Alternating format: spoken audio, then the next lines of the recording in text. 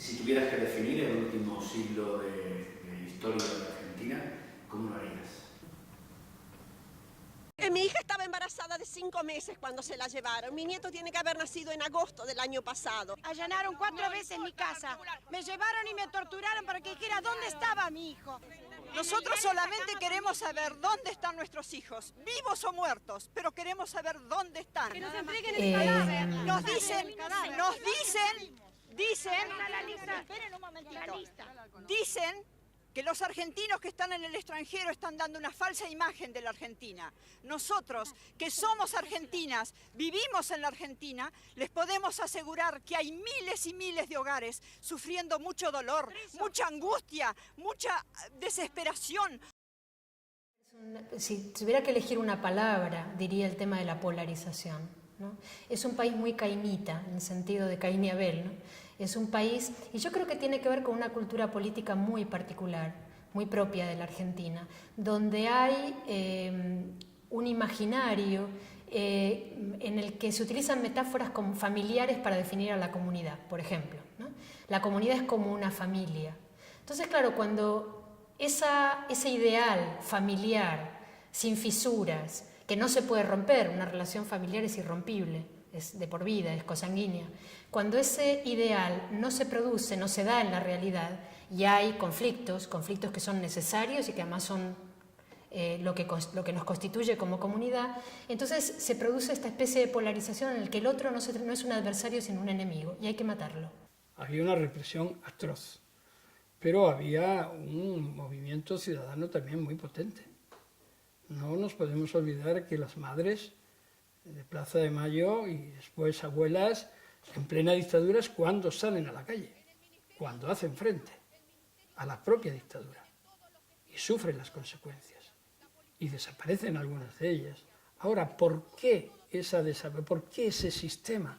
¿Por qué esa acción? Evidentemente porque primero no querían dejar ningún tipo de testigos de esa represión. Era un planteamiento en que el discrepante tenía que ser eliminado, y una degeneración desde la Escuela de las Américas es la que impregna toda esa década de los 70 y 80 bajo un mismo prisma de lucha contra el comunismo, y todo lo que se le asemejara, no importaban los medios, tenía que ser eliminado o desaparecido. El 14 de septiembre de 1976 estábamos en mi casita, en un barrio, a las 9 de la noche. Sentimos que llamaban a la puerta. Él fue a abrir, yo escuché que él decía ¿cómo? ¿Quién? ¿Por qué? Sí, soy yo, ¿qué pasa?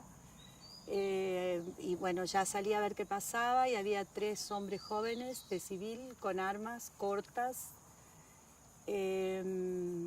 Y bueno, yo pedí orden de detención, me acababa de recibir de abogada hacía unos meses, órdenes judiciales.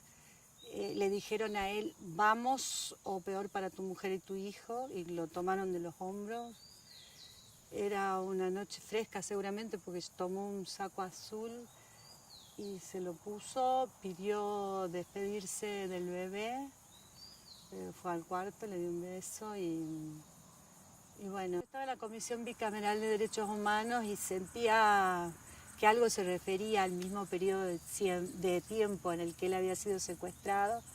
Prestaba especial atención a esos testimonios. Entonces fui conociendo de la existencia de arsenales y que él había estado detenido en el campo de concentración más brutal de nuestra provincia, que funcionó en un predio militar en el Arsenal Miguel de Ascuénaga.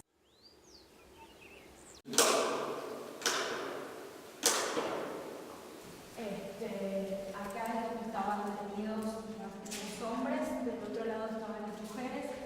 Se puede probar de que estaban detenidos por el tabicado en las paredes, por la evidencia del tabicado en las paredes. Entraban 40 personas por sector, o sea que 80 personas en total que los tenían detenidos acá. Sí, acá es donde dijeron que mi papá estaba. Acá reconoció el chaqueño y varios más que mi papá estuvo. Mucha información que nosotros llevamos a la materialidad es por los testimonios obrantes en causas, por gente que ha estado detenida o que ha sido partícipe de la reclusión acá en el Arsenal Miguel de Escuénaga. Sí, yo tengo por los testimonios que no solo mi papá estuvo acá, sino que también lo mataron y bueno, que está enterrado también acá. Sí, porque el Arsenal Miguel de Escuénaga no solo fue un centro clandestino de detención, sino también de tortura y exterminio. Era un cuarto muy grande, con gente tirada casi desnuda, con un olor nauseabundo, olor a sangre, a orina, a transpiración. La gente ni se movía, ni siquiera el hecho de que estuviéramos nosotros allí lo llevaba a poder levantarse. Una vez que fueron detenidos, torturados y en el centro clandestino, su destino final, lamentablemente, lo encontraban acá en el sector de fosas. Acá eran enterrados. La manera en la que se hacían los enterramientos, se cavaban pozos, se los tiraban con material de combustión y eran quemados y posteriormente enterrados. Sí. O sea, ¿qué hacían? O sea, porque me decís que eran enterrados. Bien, posteriormente hay una hipótesis de que ya posterior a la dictadura, con la democracia, estas fosas fueron removidas, que la evidencia arqueológica lo muestra, y existe la posibilidad, junto con los testimonios de gente que ha sido vista acá y encontrada en otras fosas, de que esos huesos hayan sido trasladados, esos huesos grandes hayan sido trasladados hacia otro lugar. Principalmente se sospecha que hacia el Pozo de Vargas. El Pozo de Vargas fue evidentemente un lugar donde se arrojaron restos, se arrojaron cuerpos de los asesinados en distintos centros de detención y por tandas, en distintas capas, por las fechas como van apareciendo.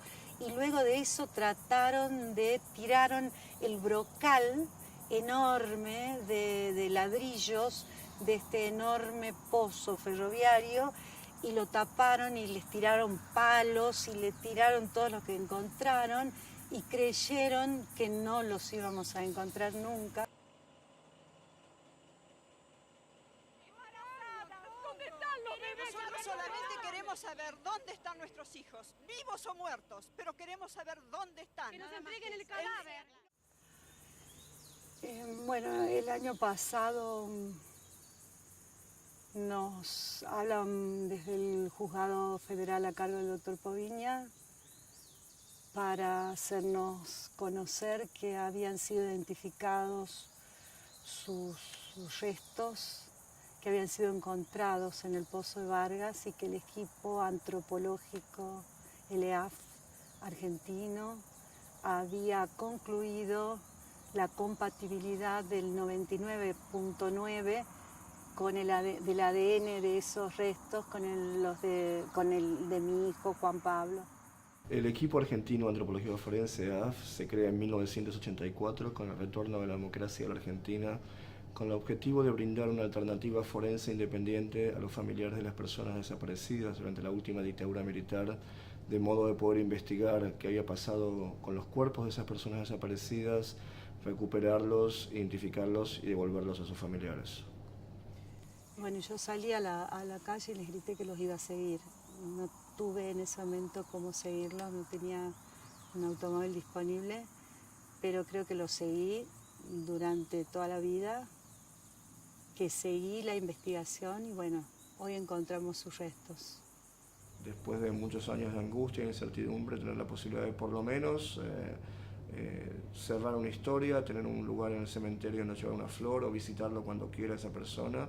Y al mismo tiempo lo que dicen muchos familiares es de alguna manera reinsertar a esa persona en la sociedad. No dentro de la familia, porque la familia siempre supo quién era, pero decir, bueno, no es un desaparecido, sino que no existen los desaparecidos, la gente está viva o está muerta. Es un eufemismo terrible creado por la dictadura. Pero de alguna manera saber que esa persona tenía sueños, familia, era alguien, y volver a reinsertarlo en ese proceso. Enrique era muy lindo, físicamente muy lindo, muy puro.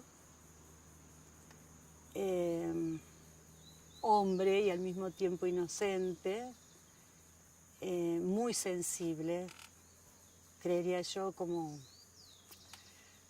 la mayoría de los desaparecidos. Estaba en el mejor momento de su vida. Acaba de tener un hijo, Juan Pablo tenía 1 mes cuando lo secuestran. Soñador, sobre todo joven, visto desde esta edad, trato de distinguir qué era de él y qué puede ser atribuible a sus 23 años. Era la edad que tenía en el momento en que lo secuestran. La certeza de la muerte supone tener la posibilidad de decir, este es mi ser querido, el que yo no vi hace 25, 30 años, el que el Estado nunca me dio respuestas, el que se llevaron un día de la casa y su ropa quedó ahí, su habitación quedó ahí, sus sueños suspendidos. Significa decir, bueno, lo mataron, acá está, su vida se cortó, pero todo lo que implicaba su vida sigue con nosotros de alguna manera. Y esto es muy importante, pero especialmente para las generaciones más jóvenes. Hay muchos casos donde los hijos de esa persona, al momento que fue secuestrado su padre, su madre, tenían 3 o 4 años, 5 años, y a veces para ellos es tan importante recuperar el cuerpo como hablar con compañeros de militancia política de su padre o de su madre que les pueden contar quién era, cómo fue los últimos años. Entonces también lo que para los padres tiene una cosa diferente, porque lo que nos dicen los padres en general es que su vida se detuvo al momento del secuestro y ellos quedaron en un limbo y no se pudieron recuperar más a pesar de todo. A veces para las generaciones más jóvenes permite también otro tipo de acciones a través de la identificación que también le da importancia a esta reconstrucción colectiva que hacemos especialmente en nuestro país, en Argentina, de conocer qué pasó con estas personas y qué pasó con un periodo clave en nuestra historia inmediata. Después me llevaron a una sala que ellos llamaban quirófano, que era una sala donde había una mesa de metal y un colchón de goma pluma, húmedo. Ahí me acostaron, me hicieron abrir las piernas y me ataron los tobillos a la mesa y con los brazos hacia atrás también me ataron las muñecas y comenzaron a torturarme con picana eléctrica. En ese momento yo lo único que quería era morirme. Ellos me decían, sin que yo lo hubiera dicho, nosotros sabemos que vos querés morirte, pero vamos a hacer todo lo posible para mantenerte viva. En el momento en que me dan la noticia y que lo han encontrado, bueno, sentí que al fin, probablemente esto que, no sé, como mágico, ¿no? Que estábamos de nuevo juntos, que habíamos logrado, bueno, eso, encontrarlo, muy importante desde lo emocional. Ese siempre el momento de identificación es muy especial y cada familia es muy especial y única, más allá quien sea. Quizás un caso que no solo a mí, sino a mis compañeros nos impactó mucho es de una señora que tenía la hija desaparecida y que estaba embarazada y que por diferentes cuestiones que le contaron siempre pensó que había tenido mellizos. En realidad yo concurrí a LEAF advertida por mi hijo que había estado antes, que seguramente me iba a parecer muy poco, como que él hubiera esperado encontrarlo al padre entero. Y en este lugar en el que me exhibieron sus restos, que son partes del brazo, nada más, bueno, fue muy emocionante, un momento a solas, muy personal, y eso, la sensación de que a pesar de tanto tiempo y de tanto ocultamiento, como que él había logrado llegar de nuevo. No sé cómo explicarlo. Era como que él había logrado decir, acá estoy. Sufro la inmensa pena de tu extravío. Siento el dolor profundo de tu partida. Y lloro sin que tú sepas que el llanto mío tiene lágrimas negras. Tiene lágrimas negras como mi vida.